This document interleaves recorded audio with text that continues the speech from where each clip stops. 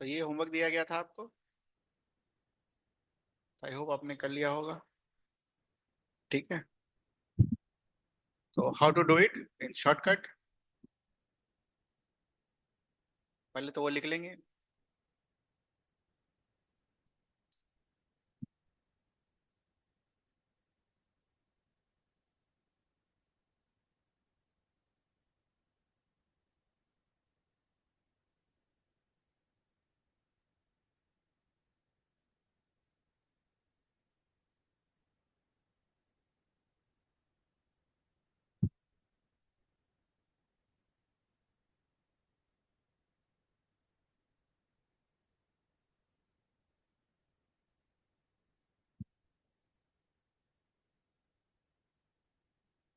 Cl minus का ज्यादा होता है oxidation potential because of that over potential.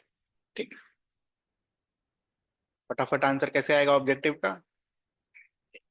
यहाँ लिखेंगे कैथोड, यहाँ लिखेंगे एनोड, और यहाँ पर सॉल्यूशन टाइप नेचर। एक कर दे रहा हूँ शॉर्टकट में, बाकी देख लेना। सो कैथोड कंपटीशन इज फॉर,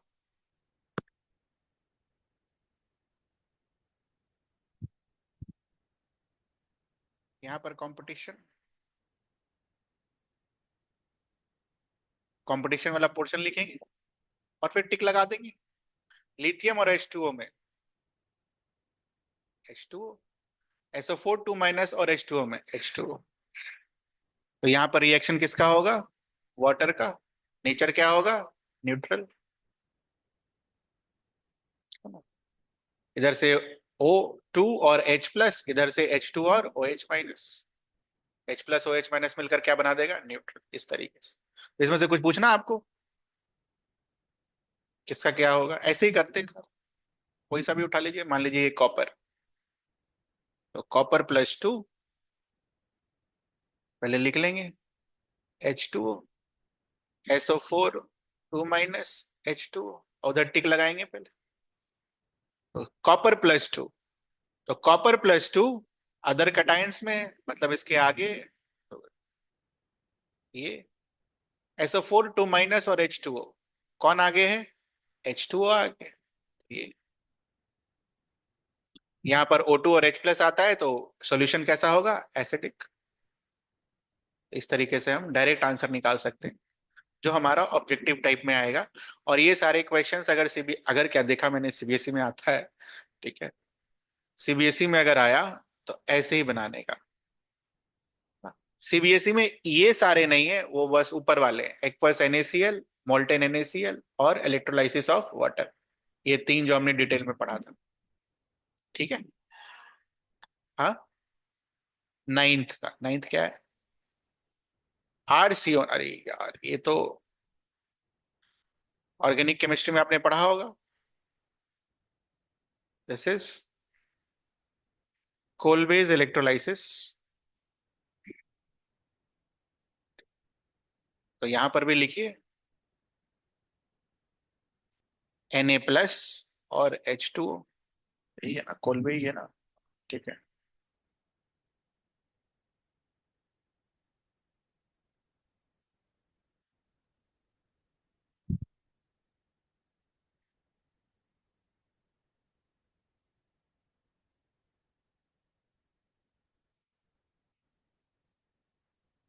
ये ऑर्गेनिक केमिस्ट्री में है हमारा, electrolysis of RCONA which is called Kolbe's electrolysis process.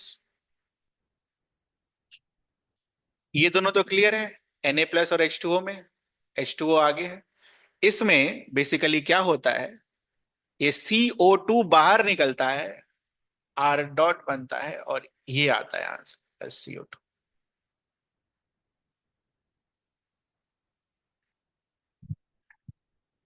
तो H2O कैथोड वाला gives you H2 and OH minus, balance करने के बाद।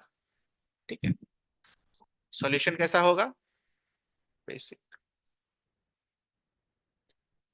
बढ़िया था यार ये तो।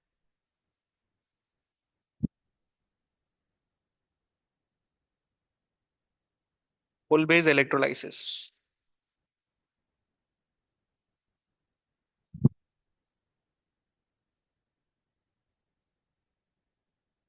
क्वालिटेटिव एनालिसिस में दो तीन चीजें और रह गई। ठीक है, पहला नोट करेंगे हम, नोट्स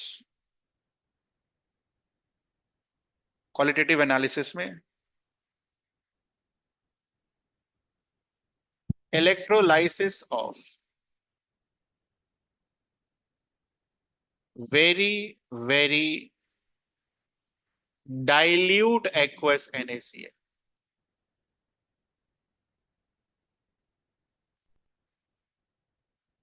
एक्वस NaCl का क्या मतलब हुआ बेटा? Na प्लस Cl माइनस और H2।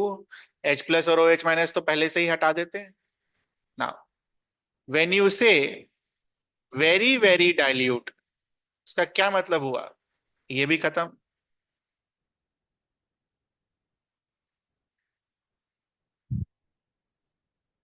Therefore, it is simply saying that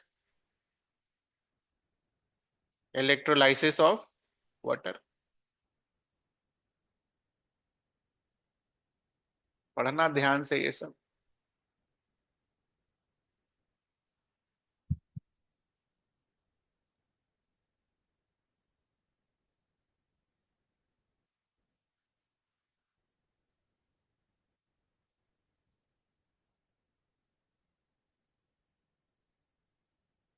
electrolysis of water, anode cathode वाला, एनोड पर ऑक्सीजन H प्लस के साथ और कैथोड पर हाइड्रोजन OH माइनस के साथ।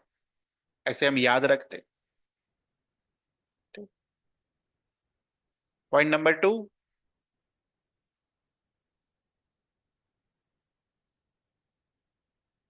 इलेक्ट्रोलाइसिस ऑफ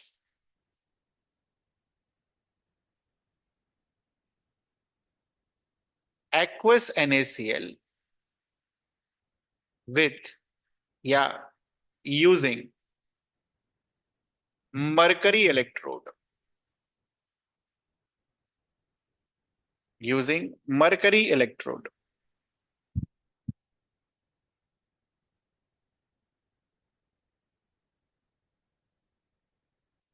एनोड का रिएक्शन रिमेन सेम।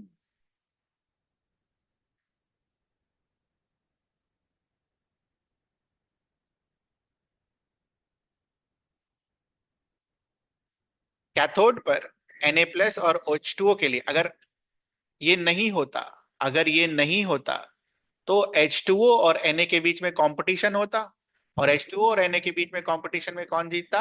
H2O जीतता। बट चूंकि है तो इस बार कंपटीशन में कौन जीतता है? Na plus. ये ध्यान रखना।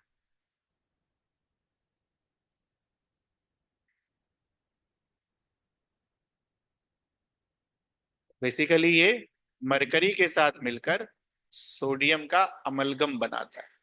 अमलगम अलॉय पढ़ा था आपने 10वीं कक्षा में। Any alloy of mercury is called amalgam.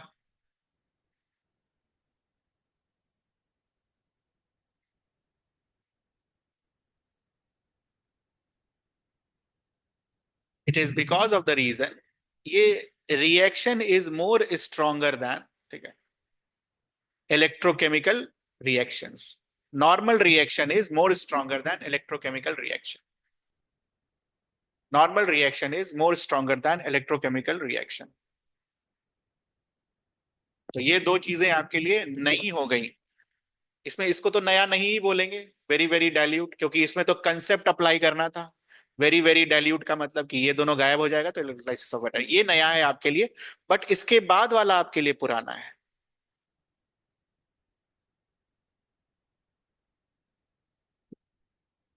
8वीं 9वीं से हम पढ़ते आ रहे हैं।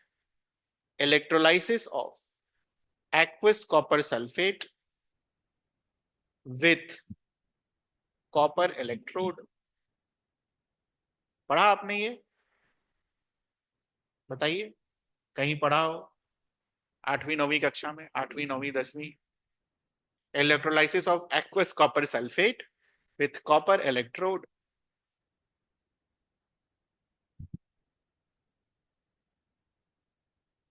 So anode should be impure copper and cathode should be pure copper. कहां पढ़ा? प्योरिफिकेशन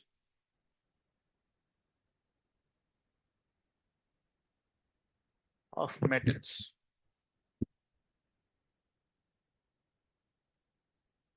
पढ़ा हुआ है, ये सब एक्सपेक्टेड है कि आपको आता हो.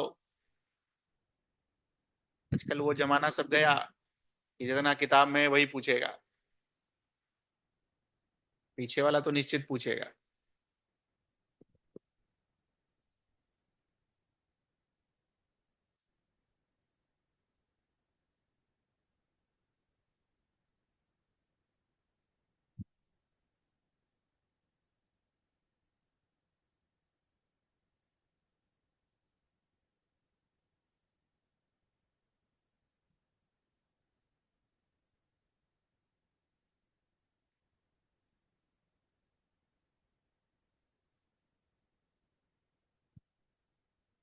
We all know the process. Process तो एक्सप्लेन करने की जरूरत नहीं है.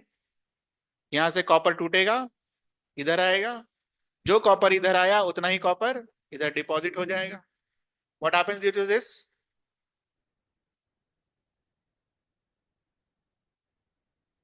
Concentration of copper ion remains same.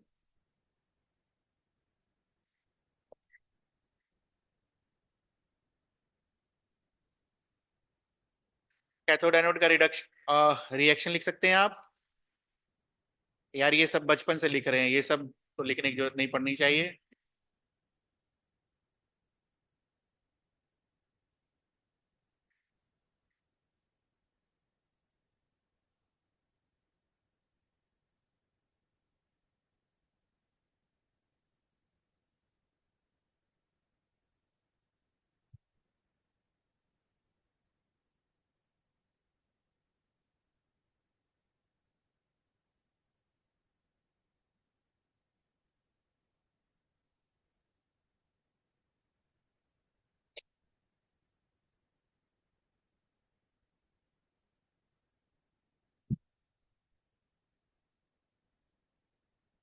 Electrolysis of aqueous AgNO3 using silver electrode. In short, purification of silver. चलो इसको खुद से बनाओ. Same structure.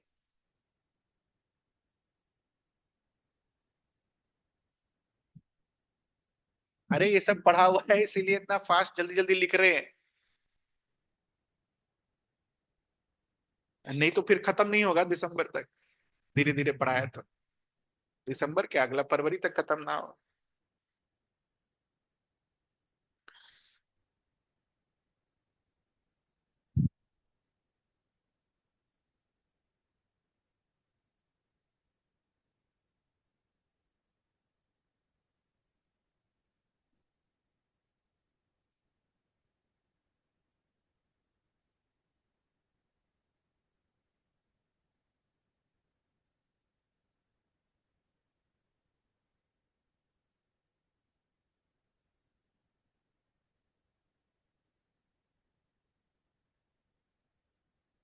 सारी चीजें ऐसी हैं जो हम लोग 9 में पढ़ते थे, आप लोग को 12 में पढ़ाया जाता. बहुत कम कर दिया सिलेबस भाई.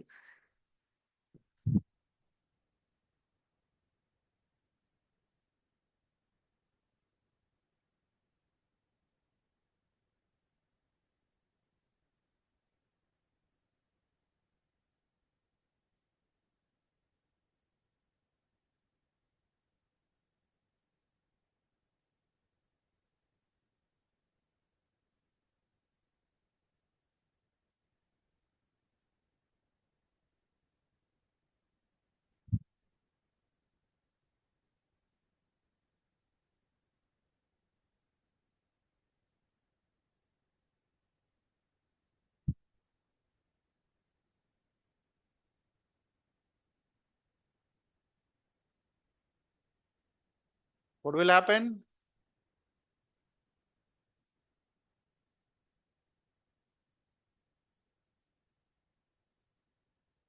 यहां से Ag टूट कर Ag प्लस इधर आएगा और इधर का Ag प्लस वहां जाकर डिपॉजिट होगा। रिएक्शन ऑन एनोड,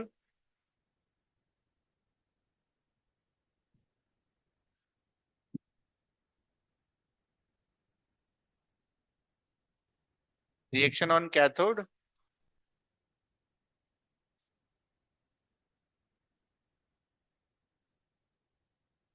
ठीक है। This process is for purification of silver, ठीक है। वही सारी चीजें, चूंकि यहां से Ag प्लस आ रहा है, सेम अमाउंट ऑफ Ag वहां हो रहा है, तो concentration of Ag remains same. Sorry, concentration of AgNO3 electrolyte remains same.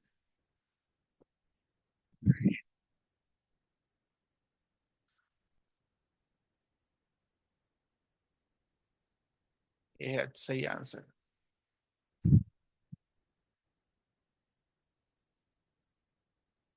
बाकी वो सब नहीं है, एनोड मड और ये सब इम्प्योर वाला सब कहाँ डिपॉजिट होगा? एनोड के नीचे, it is called anode mud. ये सब नहीं है, ठीक है। तो यहाँ आपका पूरा का पूरा क्वालिटेटिव एनालिसिस खत्म होता है। यहाँ तक कुछ पूछना आपको? ये कर लोगे, किसका ऑक्सीडेशन किसका रिडक्शन। और बोर्ड में molten NaCl, aqueous NaCl, electrolysis of water, और उसमें भी बोर्ड में एक्वस NaCl, ठीक। बढ़िया से रट कर जाइए, अभी करेंगे सवाल, ज्यादा है नहीं आज मेरे को पढ़ाने वाला। क्वांटिटेटिव एनालिसिस में 2 फॉर्मूला लिखाना है, उसके बाद सवाल बनवाने हैं, अभी सब सवाल बनाएंगे आप।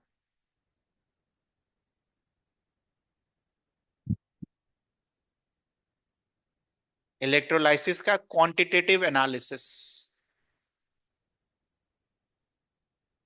ठीक है। क्वांटिटेटिव एनालिसिस में हम पढ़ते हैं फैराडेज लॉ। CBSE है, हो सकता क्या बहुत बार आया है। What is Faraday's law? रटना है, मेमोराइज करना है। बहुत बहुत बार आया है। 1 मार्कर।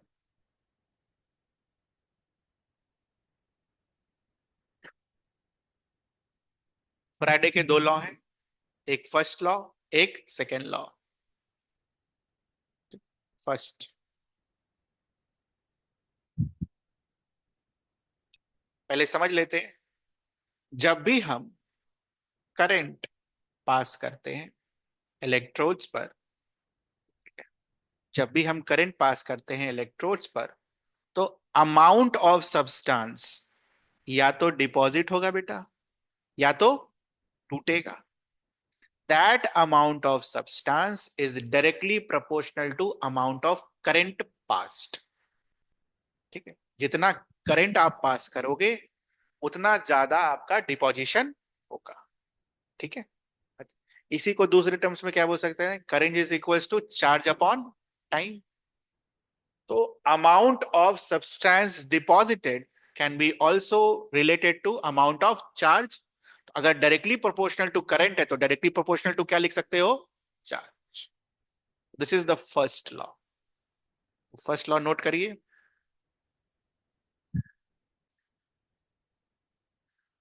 पूरा बढ़िया से लिखवा ले रहे हैं, समझ में आ गया ना?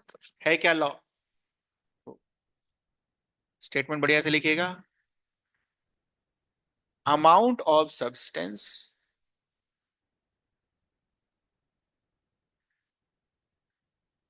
Deposited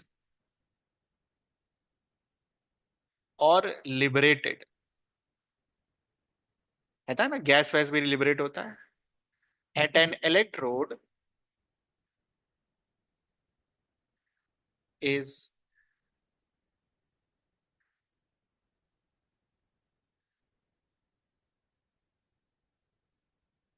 directly proportional to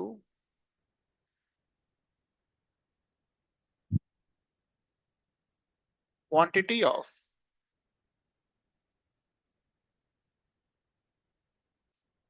electricity slash charge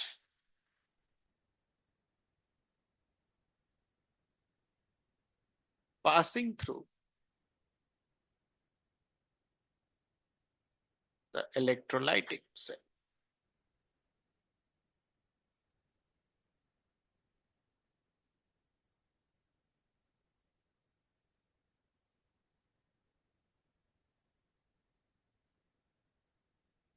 So what we can write in mathematically, amount deposited is directly proportional to charge. Amount deposited by W, charge by Q. Charge कौन सा चार्ज? तो चार्ज हम supply करते हैं, charge supply.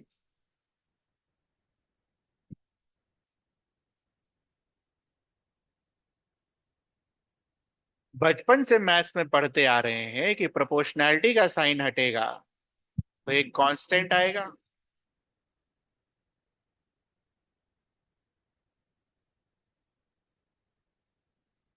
This Z is called electrochemical equivalent. This Z is called electrochemical equivalent.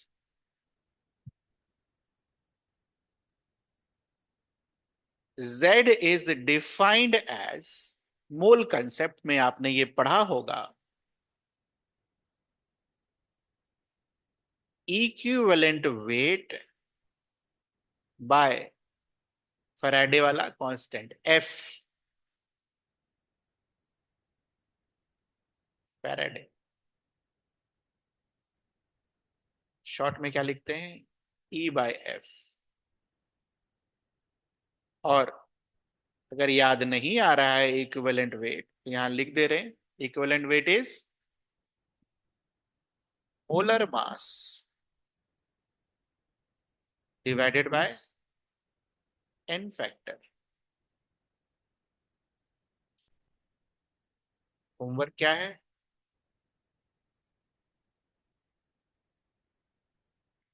Class 11 में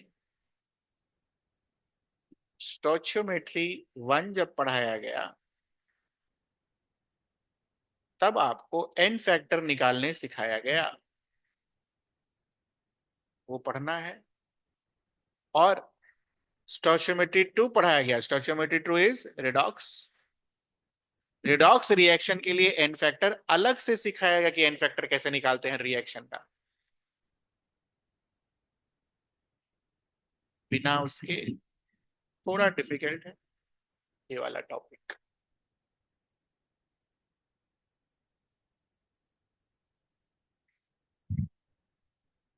ये दो चीजें आप होमवर्क में रीड करिएगा, और जहां मुझे टाइम मिलेगा या जरूरत दिखेगा वहां पर मैं कुछ चीजें आपको समझा दूं।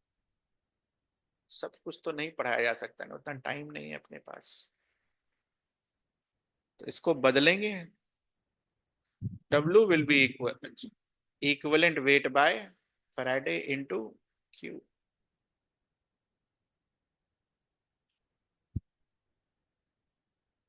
इक्वलेंट वेट को बदलेंगे, molar mass divided by n factor into Q by Faraday.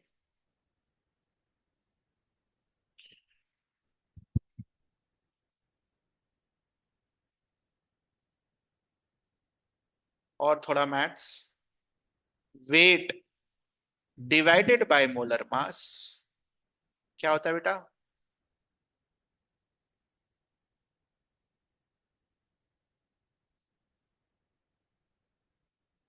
Number of moles. Number of moles को कैसे लिखते हैं? N।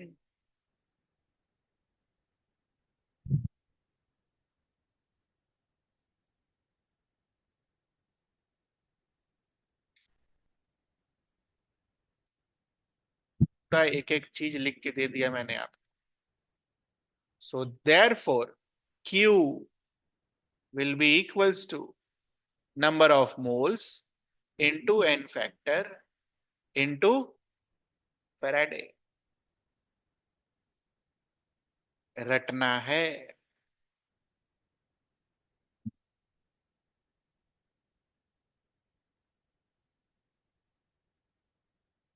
और क्या लिखना है? Every year one question.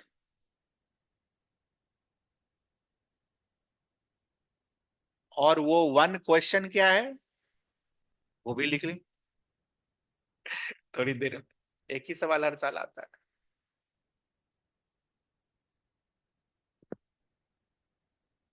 कर ही दें क्या? नहीं नहीं, तो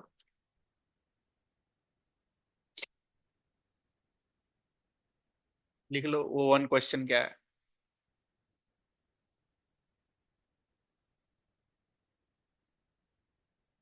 1 mark. How many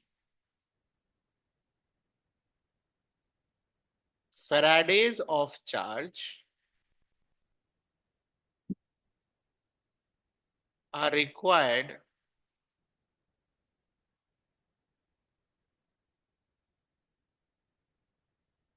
to reduce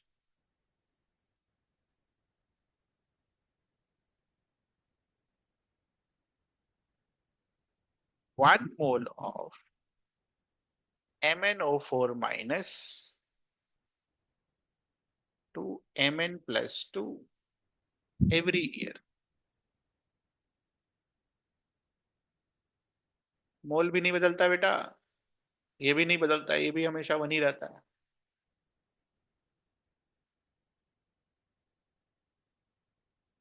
करिए। अगर आपको रेडॉक्स का इनफैक्टर निकालने आता है तो कर दीजिए।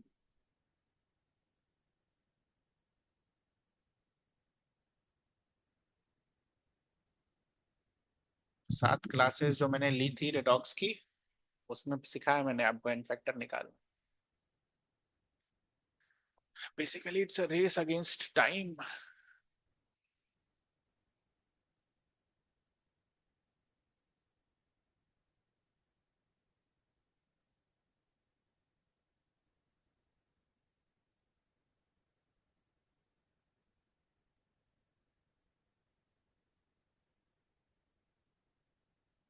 नहीं, मैं आपको इनफैक्टर निकालना दोबारा सिखा दे रहा हूँ। What is the oxidation number? +7। Charge का ऑक्सीडेशन नंबर क्या होता है? जो चार्ज लिखा है वो। What is change in oxidation state? Change is equals to difference. Difference is always positive. 7 minus 2 will give you 5. What is number of atom of Mn?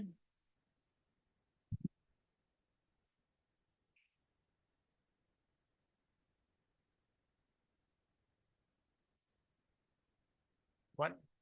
What is the formula for N factor? Change in oxidation state into number of atom. ये है formula. तो change कितने का हुआ? 5 का। N factor आपने ये 5 into 1 किसका निकाला? इसका। ठीक है। नंबर ऑफ मोल्स कितना गिवन है? 1। चार्ज कौन से यूनिट में निकालना है? फैराडे में ही निकालना है, कूलम में नहीं निकालना। Formula N into NF into Faraday is equals to Q. N का वैल्यू इज 1, NF का वैल्यू इज 5।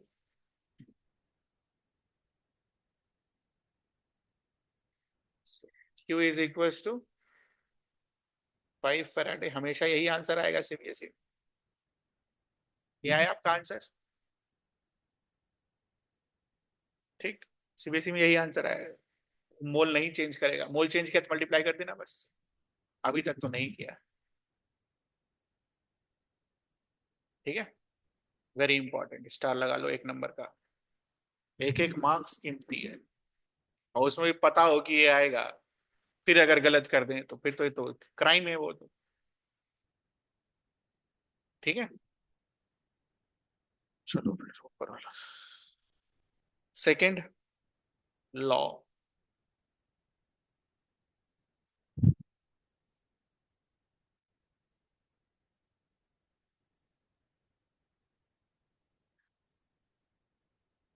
फिजिक्स वाला टेस्ट ना आपको फ्राइडे को लेंगे, ठीक है, 4 दिन 5 दिन और पढ़ लीजिए। पहले मैं सोच रहा हूँ, मेरा भी थोड़ा सा ना ये, रात को मैं सोच रहा था कि सिलेबस कैसे कंप्लीट होगा, था मेरे को 1-2 घंटा नींद नहीं आया, सिलेबस कैसे कंप्लीट होगा आपका, फिर लगा कि नहीं हो जाएगा।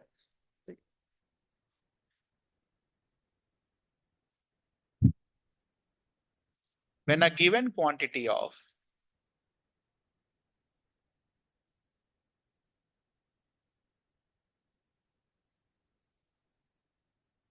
electricity slash charge is passed through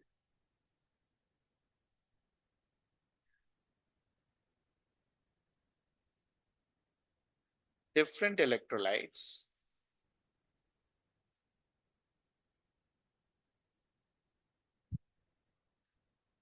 the amount of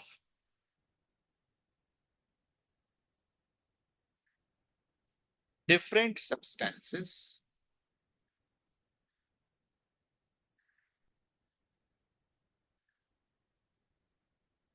produced at electrodes are directly proportional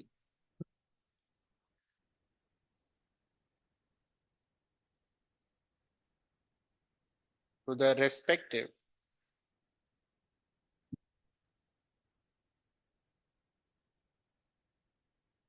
equivalent weights। मतलब समझा देता हूं मैं आपको।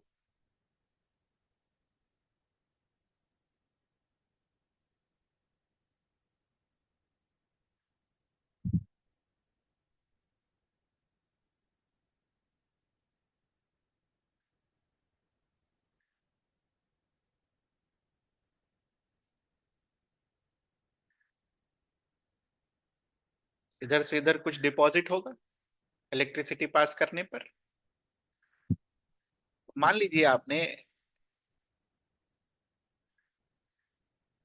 इलेक्ट्रोलाइट ए यूज किया, ठीक है, और चार्ज पास किया 1 कूलम।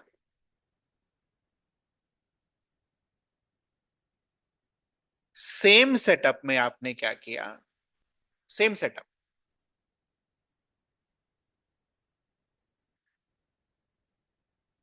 इलेक्ट्रोलाइट को बदला,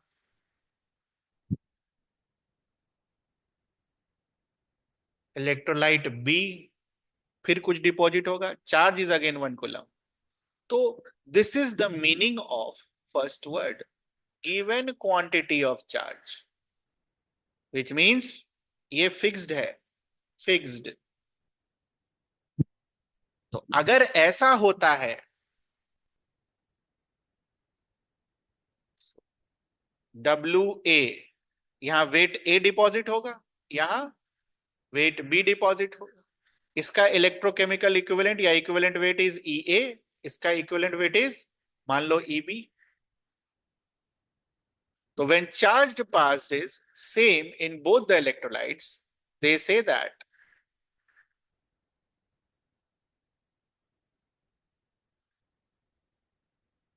ये ये बोलने की कोशिश कर रहा है, तो नोट कर लीजिए।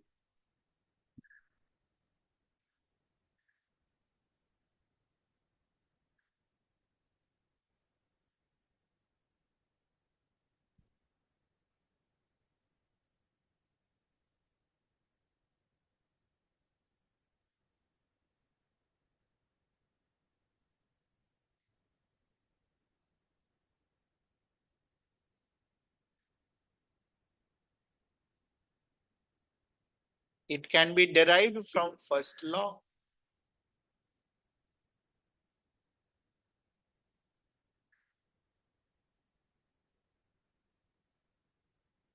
W is equals to Z times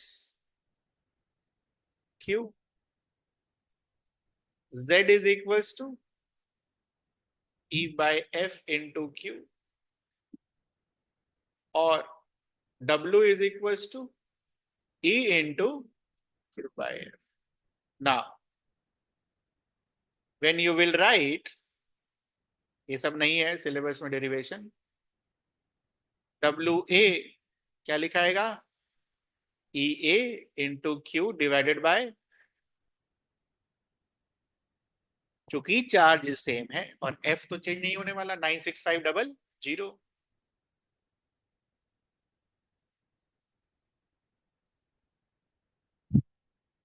ratio लो, यही आएगा।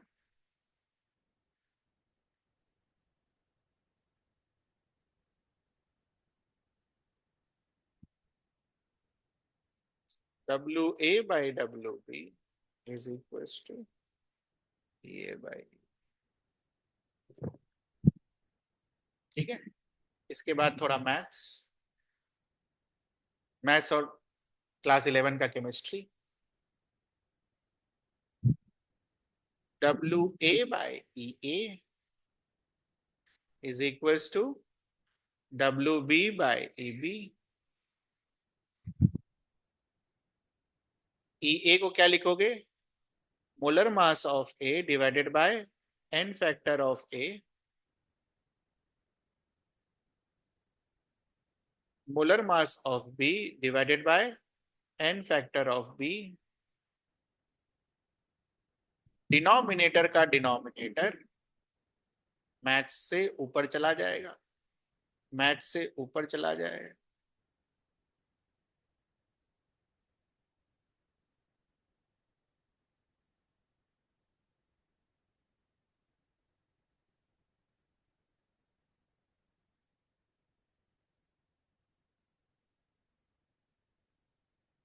What is this? Moles of A,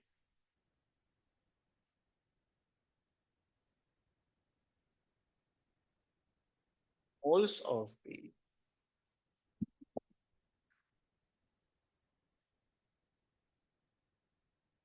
ऐसा मान लो एक तीसरा इलेक्ट्रोलाइट लेकर आ गए तो चार्ज सेम रखा है, moles of C into n factor of C। चौथा ले आए, moles of D will into n factor of D, given that Q is same।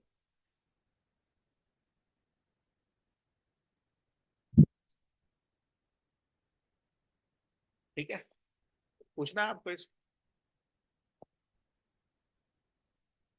ये पूरा डेरिवेशन कर दिए, चाहते तो इससे भी कर लेते। चार्ज सेम है, Na into n factor of A will be equals to Nb into n factor of a, very important equation। Charge is equals to n into n factor into Faraday। ठीक, थोड़ा सा unit unit खेल लेते हैं।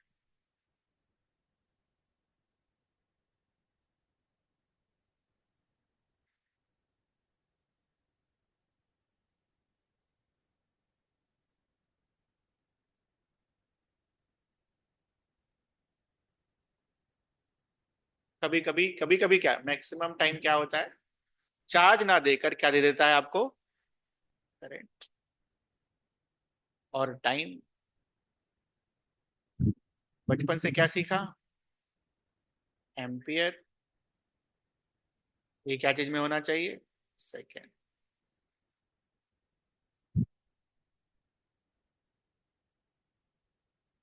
ये आज सीखा।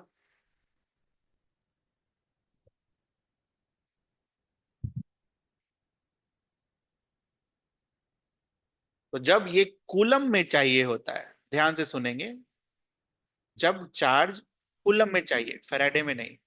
यहां पर हमने क्या चीज में निकाला? Faraday's, how many Faraday's. जब चार्ज कूलम में चाहिए होता है तो फैराडे को क्या लिखते हैं हम?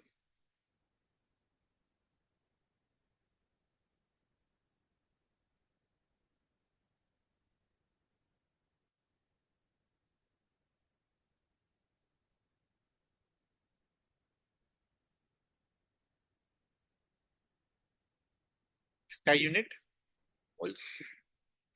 एन फैक्टर एक नंबर है तो इसका कोई यूनिट नहीं होगा।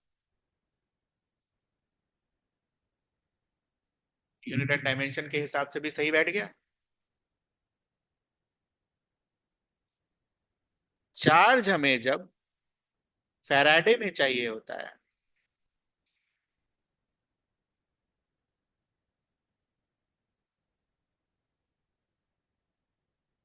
इसको हम एज इट इज रहने देते हैं, बस ये यूज करते हैं, मोल्स इनटू एन फैक्टर।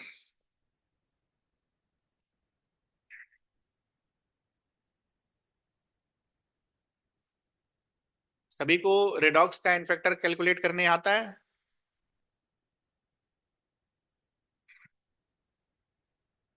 एक दो चलो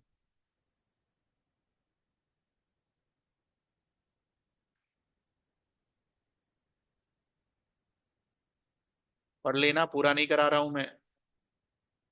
formula is change in oxidation state into number of atom. दो एग्जांपल सिखा देते हैं, इन्हीं दो एग्जांपल को देखते हुए।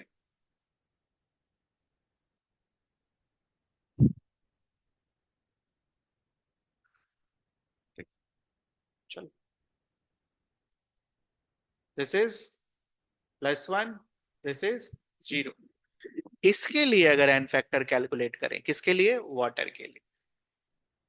तो what is change in oxidation state? +1 से 0, 1 - 0 will give you 1. What is number of atom of hydrogen?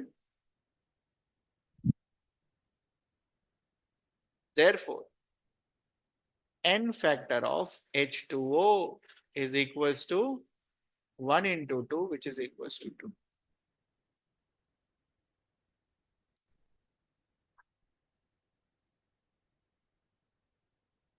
Change in oxidation state for H2 is equals to 1.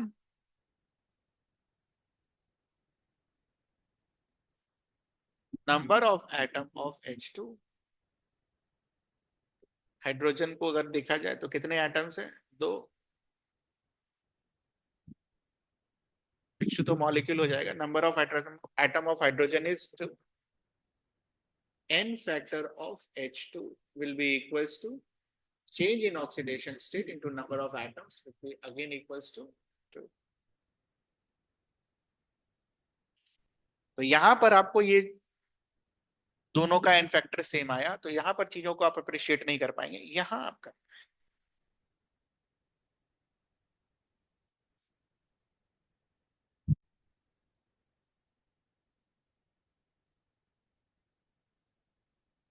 so what is change in oxidation state? 2. Change is always positive.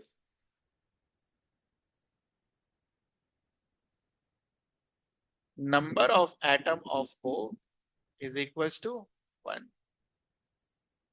Therefore, n factor of H2O will be equals to change in oxidation state into number of atom will give you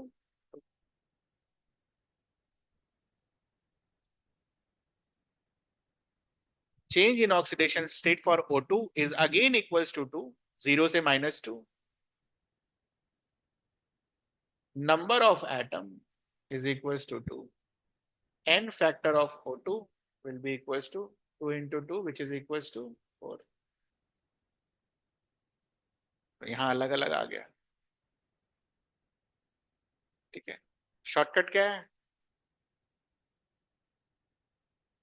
change calculate करो और यहां जो लिखा हुआ है उससे multiply कर दो। चेंज कैलकुलेट करो, यहां जो लिखा है उससे मल्टीप्लाई कर दो। That is your shortcut. Change तो कैलकुलेट करना पड़ेगा और जो भी आपका सबस्क्रिप्ट है उससे मल्टीप्लाई कर दीजिए।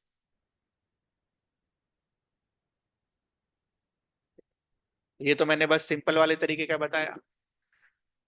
कुछ रिएक्शन डिसप्रोपोर्शनेशन रिएक्शन होते हैं, वहां पर कैसे कैलकुलेट करते हैं इनफैक्टर, वो सब सिखा रखा है। वो आप दोबारा तो नहीं पाएगा।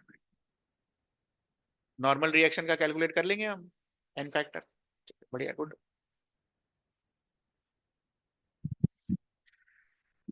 कैलकुलेशन के लिए एक और नोट जरूरी है, पहले इस चीज को समझेंगे। हमारे घर में जो बिजली आता है पोल से आता है, पोल से जो बिजली घर तक आया, बीच में रेसिस्टेंस की वजह से कुछ लॉस हो जाएगा। बढ़िया तार अगर आपने यूज किया तो लॉसेस कम होंगे, और आपने खराब तार यूज किया तो लॉसेस ज्यादा होंगे। तो जब करंट का लॉस होता है तो that is calculated in terms of efficiency. What we can say, what is the current efficiency? हमने जो यूज किया, हमारे घर में जो यूज हुआ, वो तो कम आया, और जो सप्लाई था वो ज्यादा होगा। तो आई यूज्ड मतलब current use divided by current supply into 100 gives you current efficiency. और इलेक्ट्रोलाइसिस में जब हम ये लिखते हैं I, so this I is, we are using it. कौन सा आई है ये, सप्लाई वाला या यूजिंग वाला?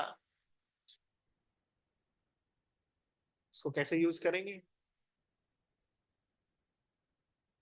आई supplied is equals to 10 ampere,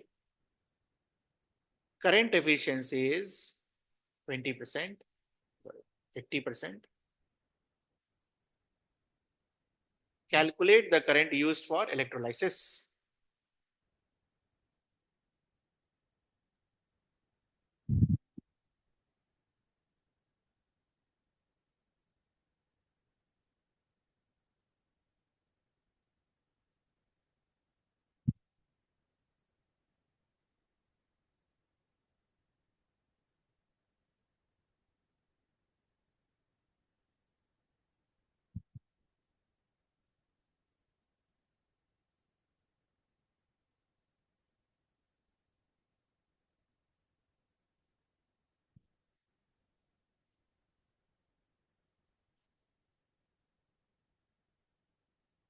That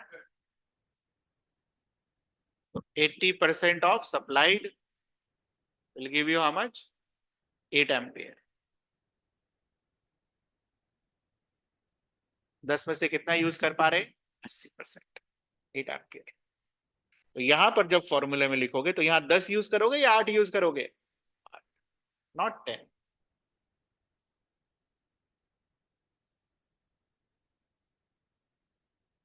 ठीक, हो गया, क्वेश्चन है बस। एक तो करा दिया मैंने आपको, एक करिए।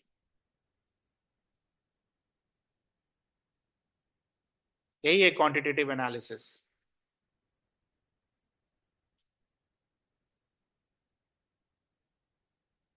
Question,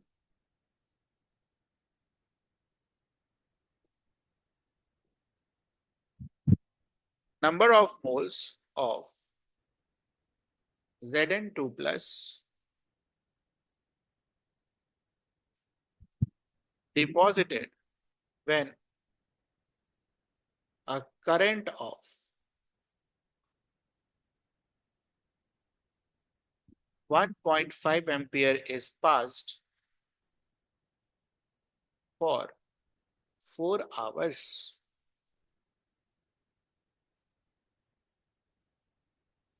through a molten solution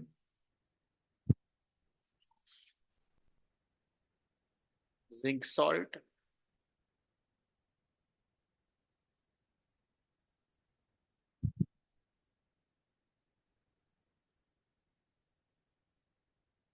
Assume current efficiency to be 90%.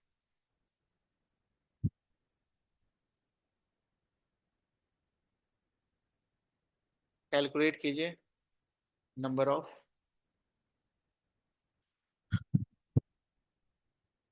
Moles, कितने मोल्स डिपॉजिट।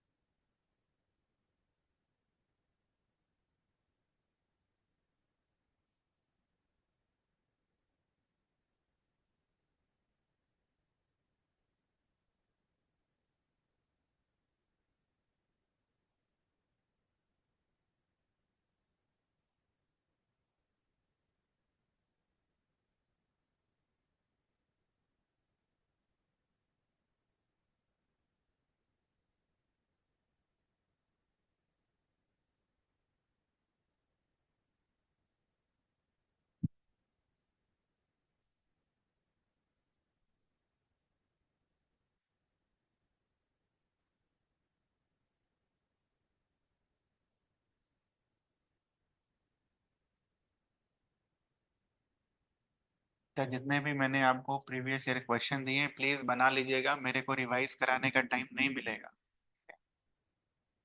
मतलब बहुत कम मिलेगा, एकदम फास्ट होगा रिवीजन। जैसा मैंने कल रात को कैलकुलेट किया, 10 से बैठ के 12 साढ़े 12 बजे रात तक मेरे दिमाग में यही चल रहा था, नींद भी नहीं आई ठीक से। हाँ? आप लोग तो आराम से सो रहे हो घर।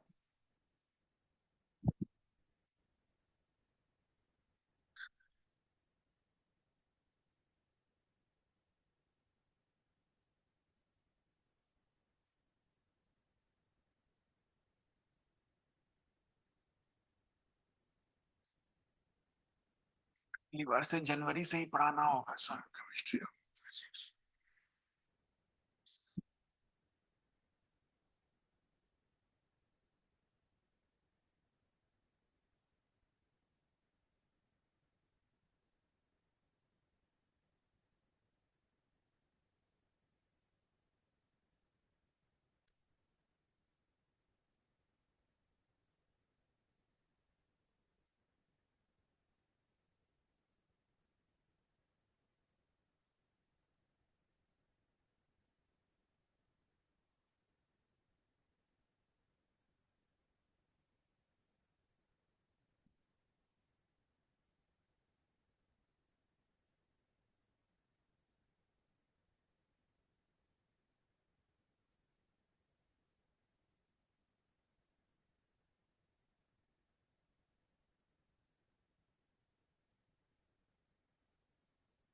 कैलकुलेशन छोड़ दीजिए, इक्वेशन आ गया लास्ट तक।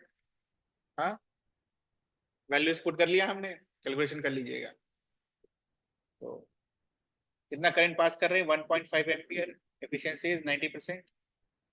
0.9 is equals to I used upon I supplied. Current used will be equals to 0.9 into 1.5. 1.3.5 ampere. Second step, zinc +2 को डिपॉजिट कराना है।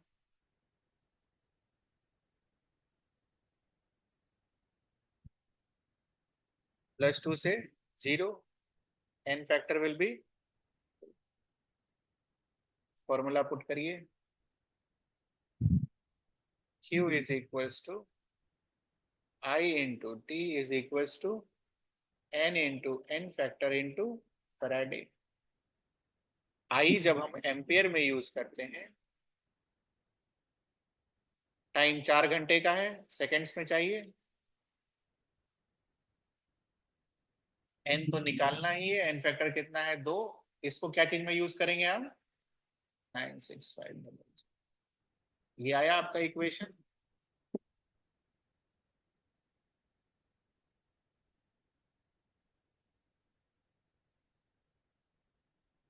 इससे जो आ जाए आंसर। ठीक है, इसमें कुछ पूछना आपको, ऐसा कोई लाइन जो नहीं समझ में आया, कैलकुलेशन कर लीजिए। तो क्वांटिटेटिव एनालिसिस में जो भी पढ़ाना था इट्स डन। ये फॉर्मूले यूज करने हैं और आंसर लेकर आना है। बाकी सवाल कैसे आते हैं बनाइए आप, दिख रहा है ना सबको, और बड़ा करना है।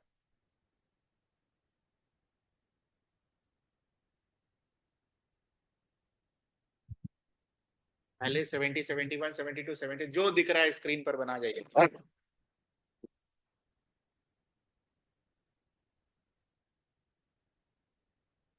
सारा अपना समय।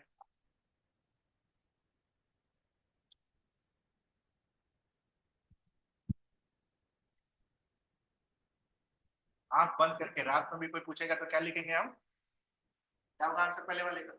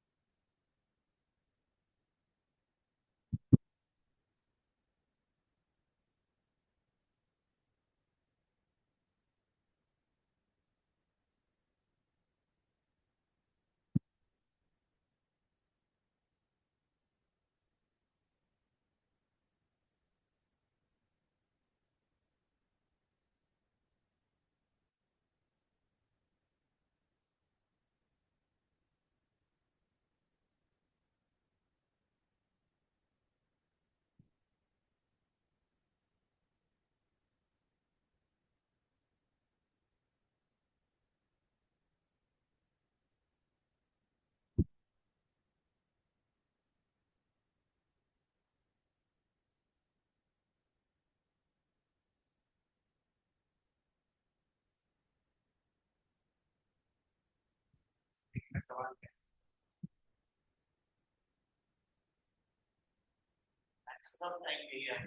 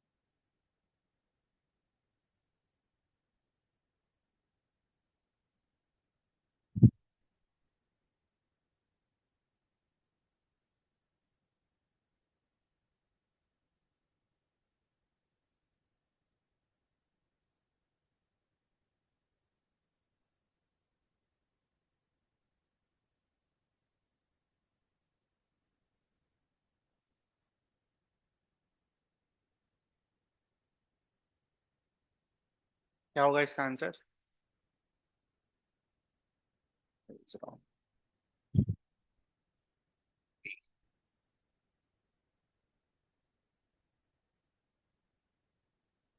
What is the reason behind this? Over potential.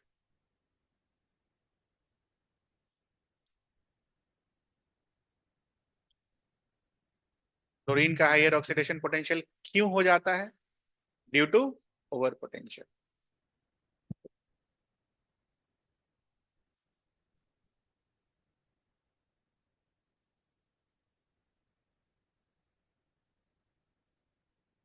ये तो कर लिया हमने।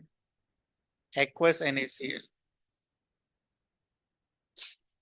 क्लोरीन एट एनोड, है नहीं। Hydrogen at cathode.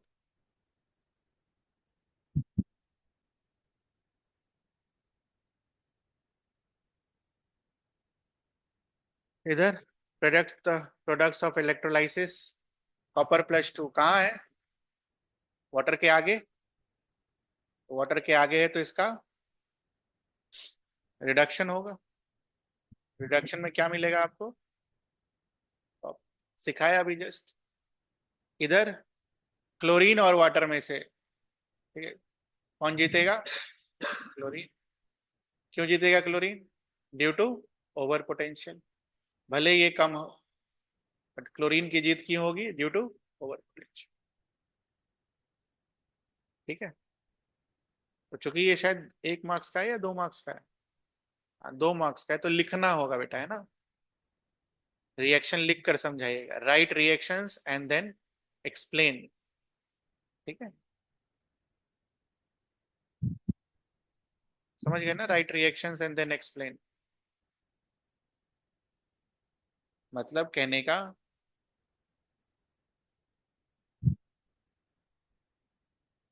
कंपटीशन वाले रिएक्शन लिखिए।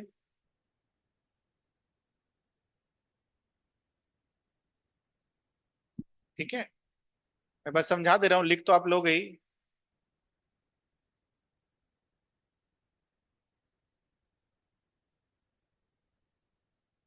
दोनों रिएक्शंस लिखिए, कंपटीशन वाला और एक्सप्लेन करिए उसके बाद। यहां तो डायरेक्ट एक्सप्लेनेशन हो जाएगा। कैसे डायरेक्ट एक्सप्लेनेशन हो जाएगा? गिवन है वहां पर 0.34 इज मोर देन 0.00 तो रिडक्शन किसका होगा? कॉपर का। इस वाले में क्या लिखोगे?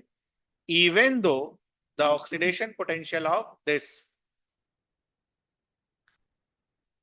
इज लेस, तो आपको वो वहां पर लिखना होगा due to over potential of the chlorine, chlorine is related at, ये लिखना होगा। ये ध्यान रखिएगा इसका। तो ये कंप्लीट बनाएगा 2 मार्कर का क्वेश्चन। और मान लीजिए बहुत लेंदी पेपर आ गया, नहीं रहा, तो डायरेक्ट आंसर ओवर पोटेंशियल, लेकिन जरूर लिखना है। लिखने का तरीका ऑलरेडी हमने क्लास में सिखा दिया, उसके लिए हमारे पास अब एक्स्ट्रा टाइम नहीं है। कर लेंगे हम ये। क्या डिपॉजिट होगा? कॉपर। और इधर वाटर जीत जाएगा। वाटर जीतेगा तो क्या डिपॉजिट होगा? O2, मतलब लिबरेट होगा। कौन जीतेगा? Ag। और इधर कौन जीतेगा? वाटर। वाटर लिबरेट क्या करेगा? O2। एकदम पूरा सवाल मैंने आपको शुरू में यही कराया आज। 3 मोल लिखा है।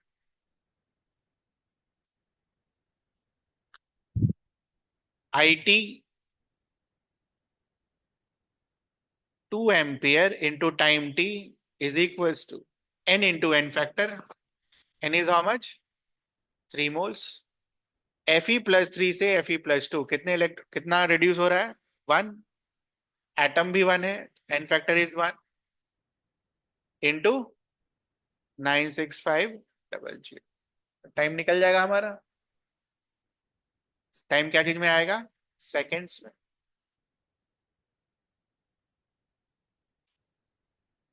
फिर से सेम सवाल, ऑलरेडी वी हैव डन। यही आता है यार, यही आता है। मतलब ऐसा होना चाहिए कि देखे और लिख दिए, वैसा पढ़ने का भी जरूरत ना पड़े, वैसा याद होना चाहिए 2 नंबर के सवाल में, पढ़े और लिख दिए बस। अच्छा, ये NaCl वाला क्वेश्चन है, ये रहा आंसर वैसा।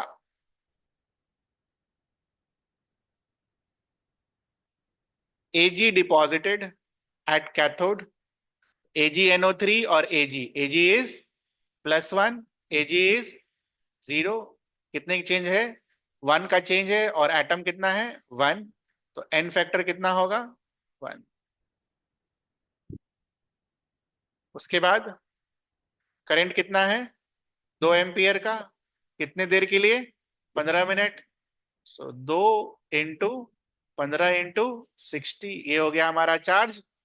Charge is equals to number of moles into n factor into 96500। अच्छा, एक चीज ध्यान रखना, किसी किसी क्वेश्चन में ना ये गिवन होता है 1 फैराडे को ये ना यूज करके ये यूज कर लो, तो जो बोलेगा वही यूज करना। ठीक है? इन्हीं के अपने मन से 96500 वहां भी लिख दिए, आंसर हो जाएगा गलत। ध्यान रखना इस चीज का। तो यहां से क्या निकल जाएगा? नंबर ऑफ मोल्स, और मोल्स निकल जाएगा तो मास निकाल लेंगे हम। कुछ पूछना है आपको इसमें? चलो, करिए आगे का।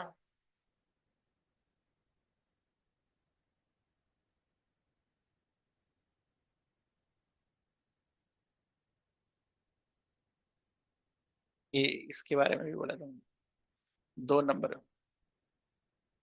बढ़िया से रट के जाना है। 1 नंबर का लिखने आता है 1 मार्क,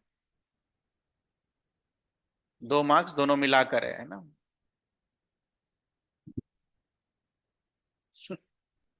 क्या होगा आंसर? कितना होगा आंसर? रात में भी कोई उठा के पूछेगा तो बस ये पढ़ लेना।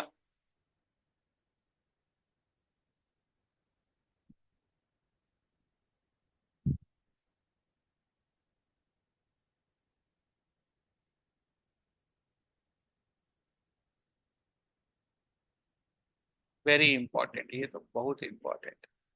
वही क्लोरीन वाला एग्जैक्ट जो आंसर होगा ना, मैं आपको, क्योंकि ये हर बार आता है, आपको भी पता है आना है, तो मैं आपको NCERT वाला लाइन अंडरलाइन करवा दूंगा, वही लिख देना।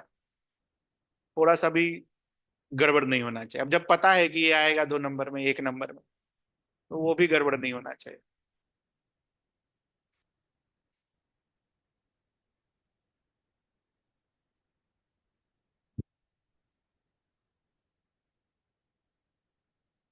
What is concentrated Bryan?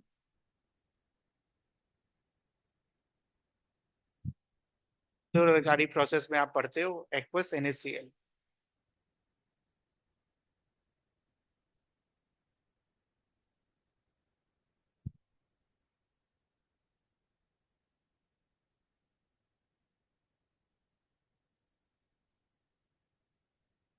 तो क्लोरीन के साथ तो कोई दिक्कत नहीं है, सोडियम तो नहीं मिलेगा।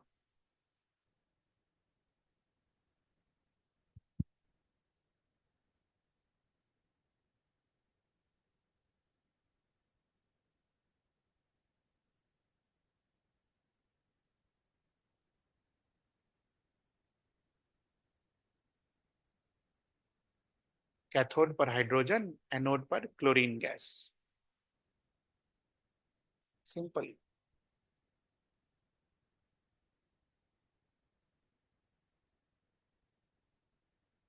83 84 करिए।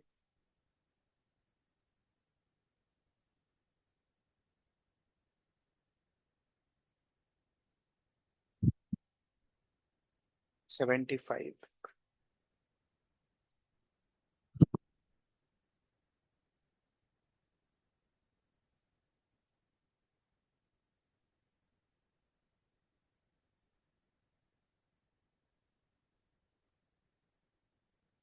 मंडे से will be reading that conductance वाला पार्ट।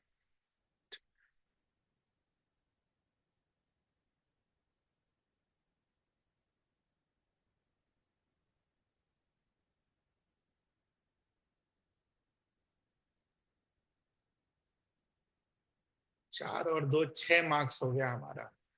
कंडक्टेंस वाला मिलाकर 3 नंबर। और बैटरी बैटरी से बहुत कम सवाल आता है। थ्योरी वाला सवाल है, अंडरलाइन करा देंगे, पढ़ लेना।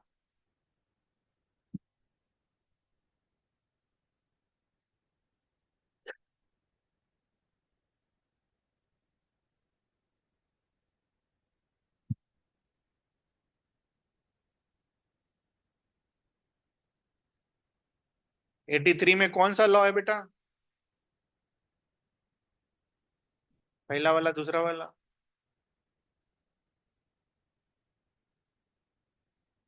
अलग अलग इलेक्ट्रोलाइट को किस में कंपेयर करते हैं? दूसरे वाले में।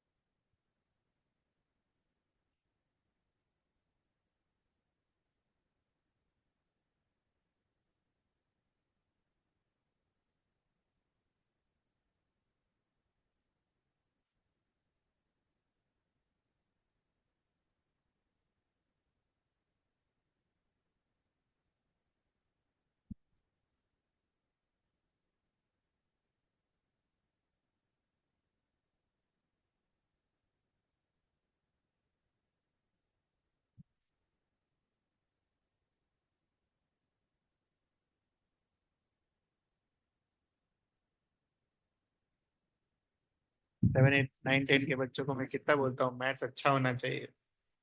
अगर आपको 11 12 में साइंस में पास करना है तो बायो लेके बच जाएंगे लोग। बचिए।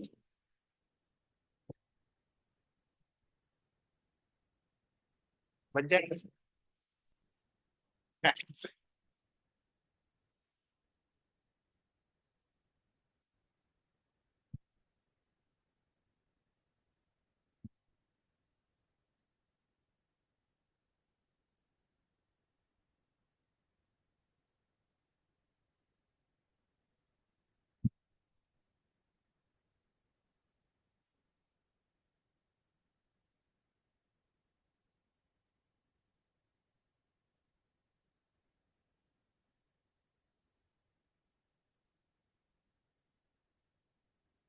क्या पहले वाले का आंसर एकदम सीधा सीधा है, फालतू का कोई कैलकुलेशन नहीं करने का। करंट सेम है, क्यू सेम होगा, क्यू सेम होगा तो फॉर्मूला लगाएंगे डायरेक्ट। इसका वेट डिपॉजिट कराया उसने कॉपर का, weight of copper divided by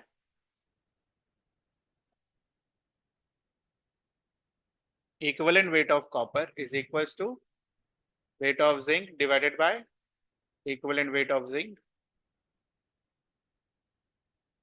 weight of copper कितना डिपॉजिट कराया उसने, 2 ग्राम।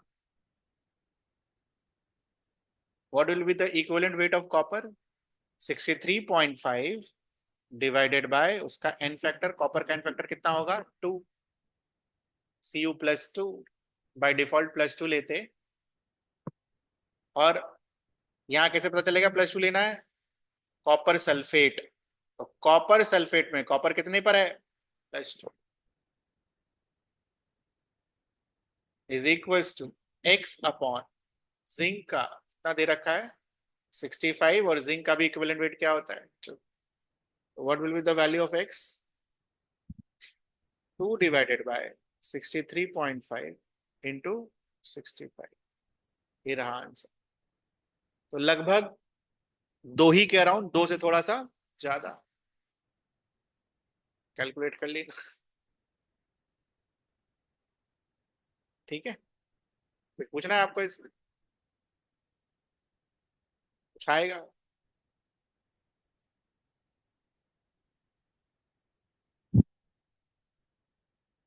Next, a steady current of 2 ampere was passed through two electrolytic solution FeSO4, 2.8 gram of iron deposited at cathode. How long did the current flow? So, I into T is equals to N into N factor into Faraday। I कितना है 2, time we don't know, number of moles, so copper कौन सा है यार, iron, iron is 2.8 gram, number of moles is 2.8 divided by T6 into n factor. Iron sulphate, तो iron sulphate में इधे +2 से 0 आ रहा है, तो इंटू 2 इंटू 96500, ये आया आपका। Time will be this much second.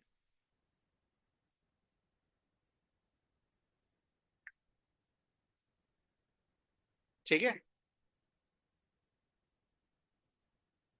0.8 10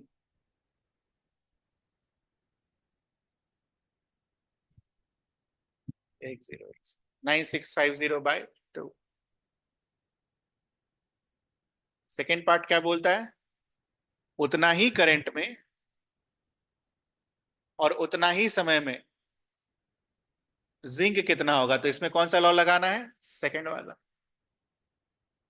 second वाले के लिए क्या लगाएंगे, weight of iron divided by E of iron is equals to weight of zinc divided by E of zinc. Weight of zinc we don't know, E of zinc, weight of iron we know, E of iron, ये रहा answer, आ जाएगा x. इसमें कुछ पूछना है आपको, तो इसको कैलकुलेट कर लेते हैं एक बार। 28 1/10, ये उधर जाएगा, तो 65/20, एक डेसिमल 3.25 ग्राम। कुछ पूछना है, होमवर्क लिख लीजिए।